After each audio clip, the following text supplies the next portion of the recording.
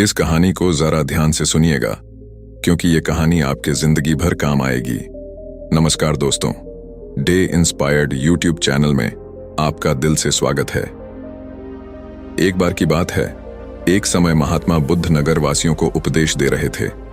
महात्मा बुद्ध कह रहे थे कि संसार के इस माया जाल में मत फंसो, संसार से ऊपर उठो, संसार से ऊपर उठकर ही तुम संसार को जी सकते हो। यहां कोई अपना नहीं होता। संसार के मोह माया वो फंस गया जिसने अपनी बुद्धि का इस्तेमाल नहीं किया। वह व्यक्ति जो समय पर अच्छे कर्म नहीं करता और बुरे कामों में जुट जाता है, वह आने वाले समय में बड़े दुखों का सामना कर सकता है, क्योंकि उसके बुरे कर्म ही उसके दुखों का कारण बनेंगे। इसलिए आप सभी इस संसार की मोह माया अर्थात इच्छा, लालच, क्रोध इत्यादि को ध्यानपूर्वक देखते हुए अपने कर्म करें। इतना कहकर महात्मा बुद्ध ने अपना उपदेश समाप्त किया और वहां से चले गए। महात्मा बुद्ध जब ये उपदेश दे रहे थे तो वहां पर उस नगर का सबसे धनी व्यक्ति वहीं पर मौजूद था और उस व्यक्ति पर महात्मा बुद्ध की बातों का बहुत गहरा असर पड़ा। वह सोचने लगा कि अगर सब मोह माया है तो फिर व्यर्थ की मेहनत करना बेकार है। फिर फालतू में क्यों अपने समय को नष्ट किया जाए, जब अंत में कुछ भी नहीं बचने वाला। जब यहाँ पे कोई अपना नहीं होता तो फिर किसके लिए व्यर्थ की मेहनत की जाए। अब उसका मन अब संसारी जीवन में नहीं लगता था। वह संसारी जीवन से हटने लगा। अब उसे अपना सब कुछ किया हुआ व्यर्थ नजर आने लगा था। देखते ही देखते कुछ ही सालों में उसका सारा व्यापार चौपट होने लगा था। उस धनी व्यापारी के परिवार के सभी सदस्य उसे इस तरह से देखकर बहुत चिंतित रहने लगे थे, और जब भी कोई उससे बात करने की कोशिश करता था तो वह धनी व्यापारी एक ही बात कहता, ये धन दौलत तो सब बेकार की चीजें हैं, ये सब तो मोह माया है, सब बेकार है। भला हम रिश्ते निभाकर क्या करेंगे, ये सब तो मोह है। जीवन तो केवल एक ही है और वह है मुक्ति। अब तो केवल उसी की आस है, उसी की प्यास है। मैं इतना समझ चुका हूं कि अब से जो भी होगा वह सब अच्छा होगा। अब से उसने व्यापार पर भी ध्यान देना बिल्कुल बंद कर दिया था, और देखते ही देखते वह धनी व्यापारी उस नगर का सबसे गरीब व्यक्ति बन चुका था। वह पूरी तरह से निधन हो चुका था। उसका सब कुछ बर्बाद हो चुका था। एक दिन जब उसके घर में खाने के लिए कुछ नहीं बचा तो उसने अपने आप से कहा, ये मैंने क्या कर दिया। सब कुछ तो बहुत अच्छा चल रहा था, लेकिन मैंने अपने हाथों ही सब कुछ बर्बाद कर दिया। आज मेरे परिवार का हर एक सदस्य भूखा है। उनके पास खाने के लिए कुछ नहीं और मैं उनके लिए कुछ नहीं कर पा रहा हूं। वह ये सब सोच ही रहा था कि तभी उसे याद आया कि उसने महात्मा बुद्ध की बातों में आकर अपना जीवन बर्बाद कर लिया। ना तो उसे मुक्ति मिली और ना ही सुकून। अब तो भोजन के लिए भी आज मुझे रोज मरना पड़ता है। हर रोज मुझे मेहनत करनी पड़ती है, तब जाकर मेरे परिवार को 2 वक्त की रोटी मिल पाती है। अपने परिवार की इस तरह से बुरी हालत देखकर उससे रहा नहीं गया। वह बहुत चिंतित रहने लगा था। तब उसके मन में ख्याल आया कि वह अब किससे मदद मांगेगा, आखिर अब उसका साथ कौन देगा। तभी उसे याद आया कि उसे महात्मा बुद्ध के पास ही जाना चाहिए, क्योंकि बुद्ध के कारण आज उसकी यह हालत है। उसके हालात के जिम्मेदार तो वही है। मैं तो सीधा सीधा अपने मार्ग पर जा रहा था, लगातार अपने व्यापार में उन्नति कर रहा था, लेकिन जब से मैंने उनकी बातें सुनी तब से मेरा मन विचलित हो गया। उनकी फालतू बातों में आकर मैंने अपना सब कुछ बर्बाद कर दिया।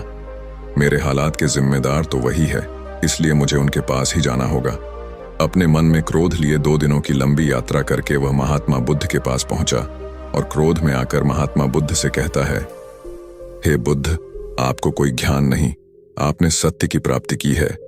आप तो केवल भोले भाले लोगों को फंसाना जानते हैं। अपनी चिकनी चुपड़ी बातों में उन्हें बहलाना जानते हैं। आप लोगों के सीधेपन का फायदा उठाकर अपनी प्रसिद्धि और अपनी प्रशंसा करवाते हैं। आप हमें ऐसे सपने दिखाते हैं जो कभी पूरे नहीं होते। मैं भी ऐसा ही एक सीधा साधा व्यक्ति था और मैं उस नगर का सबसे बड़ धनी व्यक्ति था। आपसे मिलने से पहले सब कुछ ठीक चल रहा था। मेरे पास धन की कोई कमी नहीं थी। सारे ऐशो आराम थे, सारी सुख सुविधाएं थीं।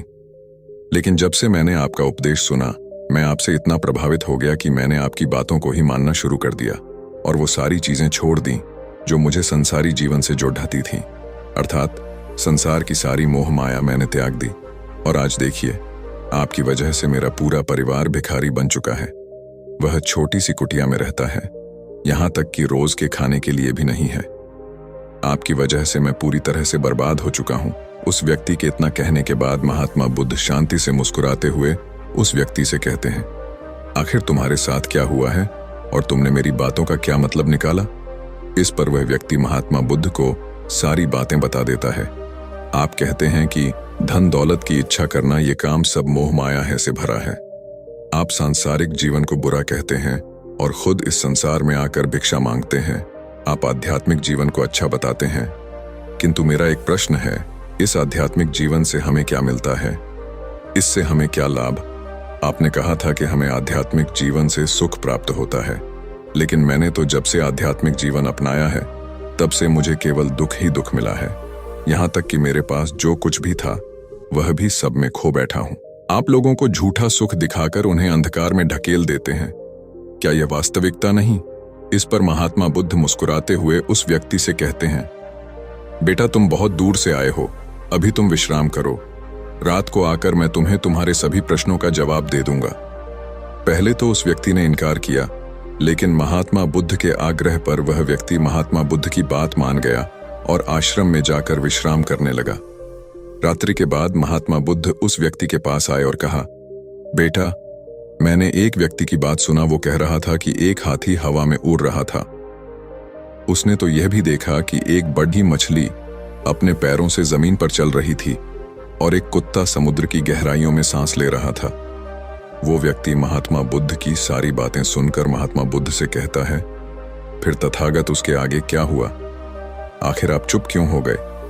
तभी महात्मा बुद्ध उस व्यक्ति को समझाते हुए कहते हैं, बेटा क्या तुम्हें लगता है कि ऐसा वास्तव में हो सकता है?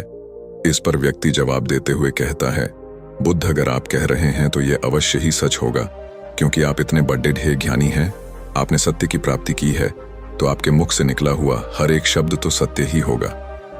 तभी महात्मा बुद्ध मुस्कुराते हुए उस व्यक्ति से कहते हैं, बेटा क्या तुमने कभी पहले ऐसा कभी होते हुए देखा है? क्या तुमने कभी किसी हाथी को देखा है जो पर के साथ हवा में तेजी से उड़ता जा रहा हो?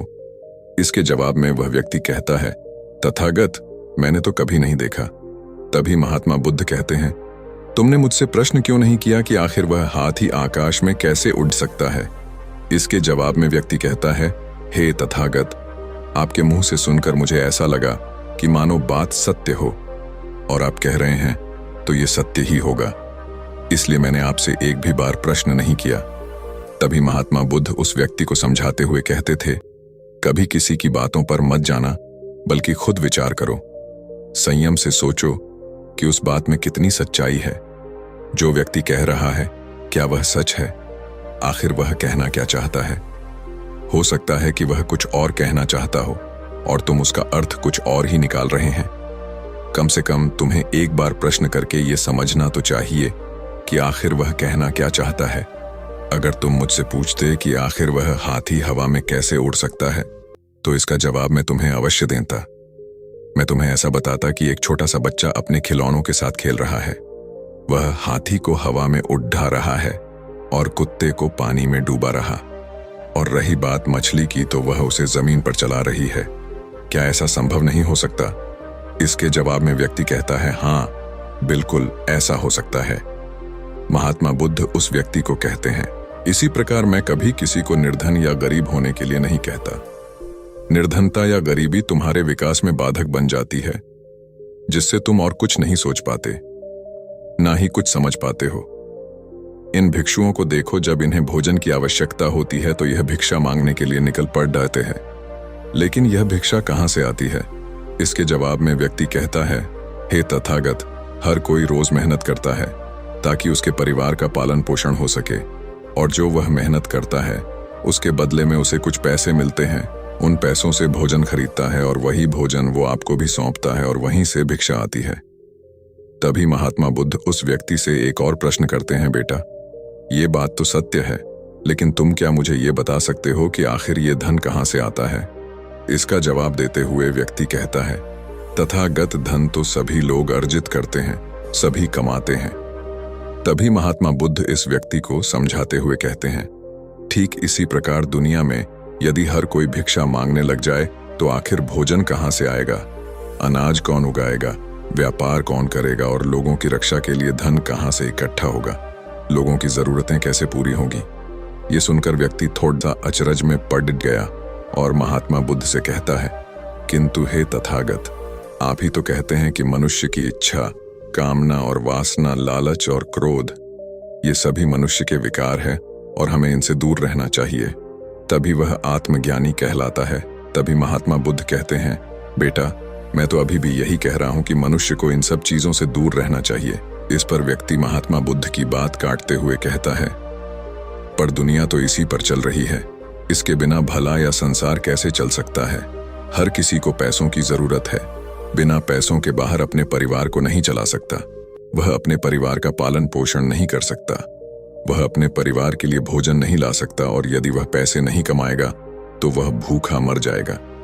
तभी महात्मा बुद्ध कहते हैं, बेटा, ये संसार इन चीजों से नहीं चल रहा है, इन चीजों से बिगड़ रहा है।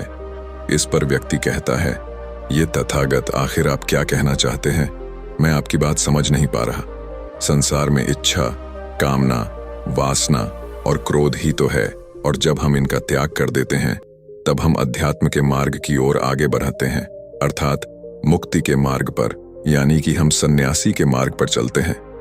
इस पर महात्मा बुद्ध जवाब देते हुए कहते हैं, बेटा, तुमने जो कुछ कहा वह भी एक बहुत बड़ा सत्य है। इच्छा, कामना, वासना और क्रोध ऐसे ही बुरी भावनाओं को छोड़ देने से हम संसार छोड़कर सन्यासी हो जाते हैं, और इन्हीं सभी चीजों को छोड़कर भी हम संसार में जी सकते हैं, धन कमा सकते हैं, मान, पद, प्रतिष्ठा और सम्मान कमा सकते हैं, क्योंकि हम सब अपना कर्म ही तो कर रहे। एक किसान खेती करता है, पर वह अपनी खेती बिना बुरी भावनाओं के भी कर सकता है। एक व्यापारी व्यापार करता है और इस व्यापार में चीजों को यहाँ से वहां पहुंचना होता है, और वह व्यापारी इन चीजों को बिना बुरी भावना के कर सकता है। ठीक उसी प्रकार एक राजा भी अपनी प्रजा की रक्षा करता है, और वह भी अपने कर्म बिना किसी बुरी भावना के कर सकता है। और एक भिक्षु इन सभी लोगों को सही प्रकार और सही कार्य करने के लिए मार्गदर्शन करते हैं। जो उस भिक्षु का क्रम है, जो उसका कार्य है, और जो व्यक्ति जागृत होकर अपने कर्मों का सही पालन करता है, वास्तविकता में वही सन्यासी हैं, वही भिक्षु है।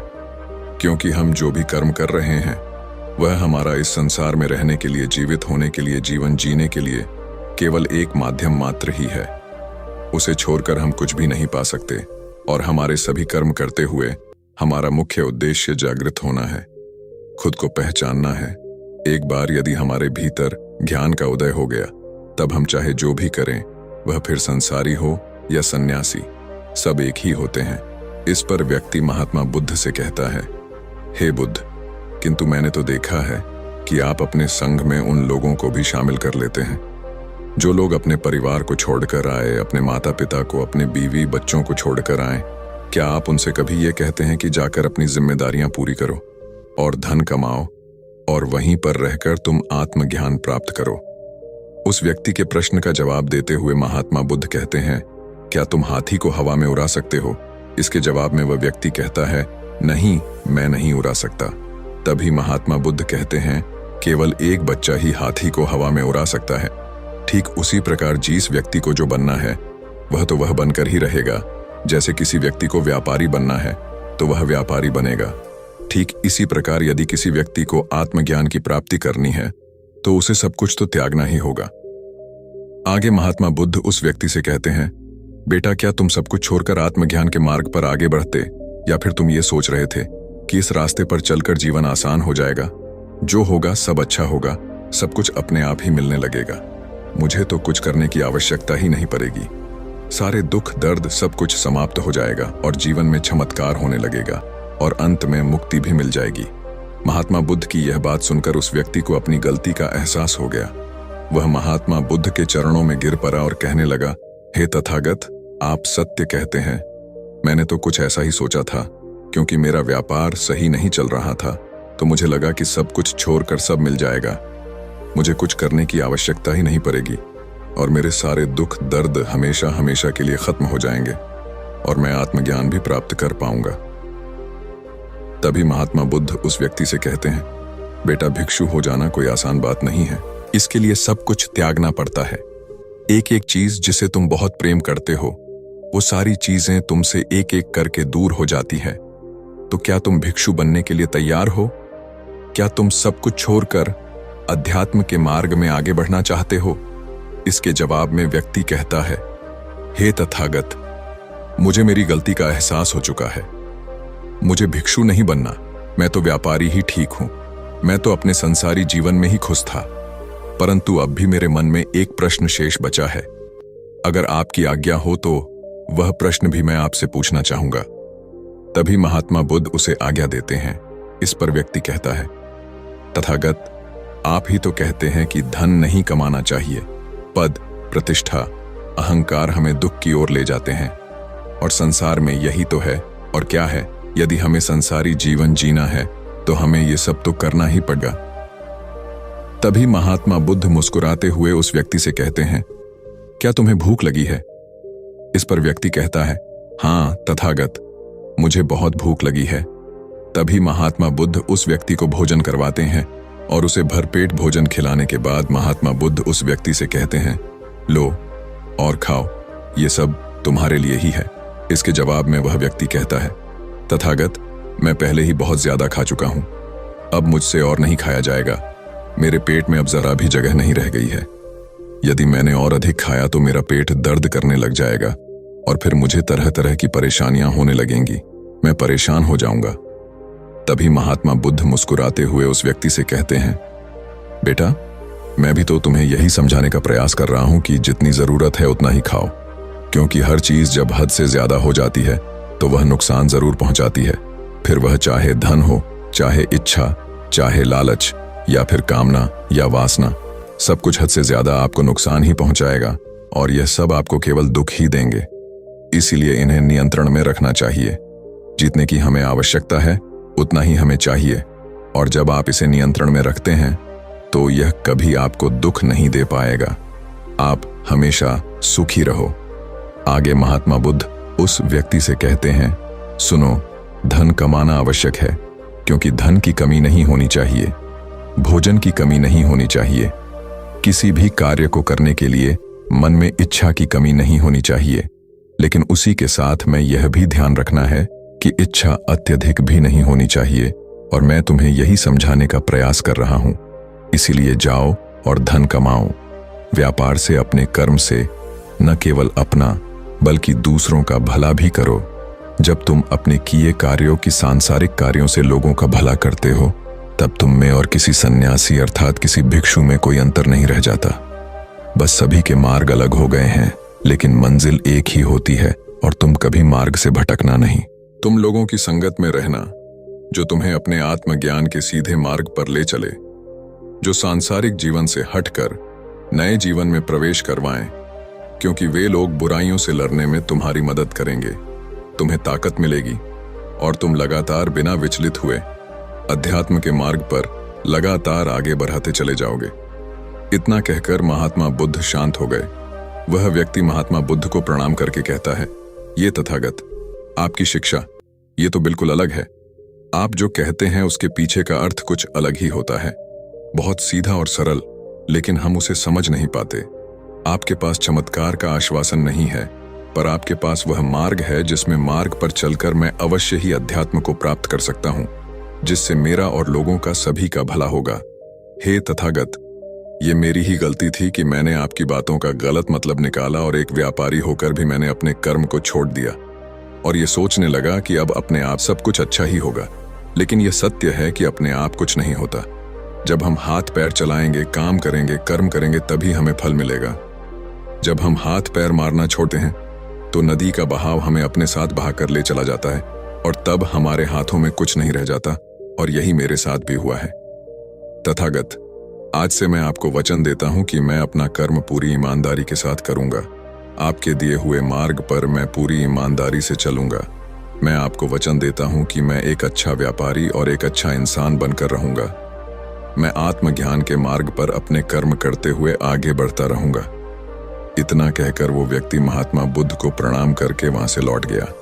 बाकी अगर ये कहानी आपको अच्छी लगी हो तो इस वीडियो को लाइक करें और ऐसी और कहानी सुनने के लिए डे इंस्पायर्ड यूट्यूब चैनल को सब्सक्राइब करें। तब तक मिलते हैं। हम आपसे ऐसी ही एक और प्रेरणादायक कहानी के साथ अगले दिन। धन्यवाद।